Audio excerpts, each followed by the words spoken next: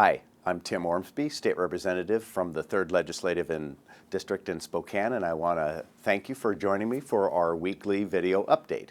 It's been our interest this year in hitting different venues around the Capitol to try and bring Olympia back home to Spokane. And in keeping with that tradition this year, we are in the House Employees Lunchroom that's been converted to a video studio. So welcome and thanks for joining in. I want to talk this week about the budgets, because earlier this week we rolled out 3 budgets: operating, transportation, and capital. With regard to the operating budget, one-word description would be devastating. I think that our operating budget is a reflection of the difficult times that we're in.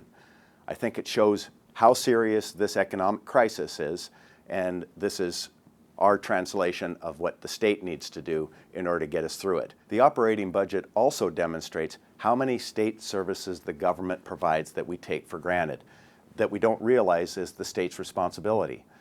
If I can use one word to describe the operating budget, that is services. State government provides services, and the fact that we won't be able to provide many of those services is a reflection of the difficult economic times.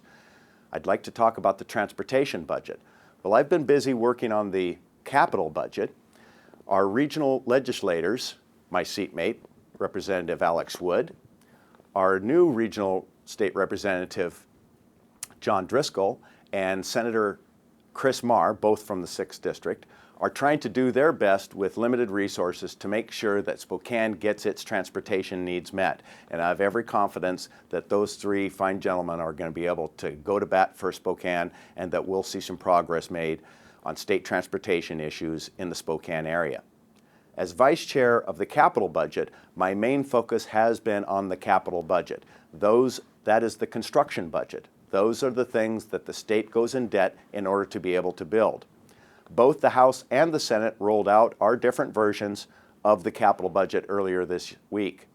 There are some differences, but I will say what we're in agreement on is that this is the jobs budget. This is the money that the state spends to create jobs. In difficult economic times, the best security we can get is the security of having a job. We know that's our #1 responsibility. It's been our #1 focus, and this budget is a reflection of keeping or creating between 25 and 30,000 jobs over the next 2 years. It's not as many as we would have liked to create, and it may not even be as many as we have had in previous years. But it's the one thing that we can do here in Olympia that we have control over that can provide real tangible benefits to the folks back home.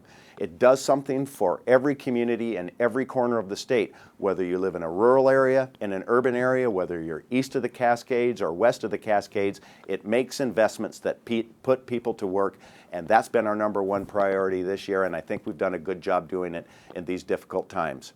I want to thank you for joining me. I would ask you to please stay in touch.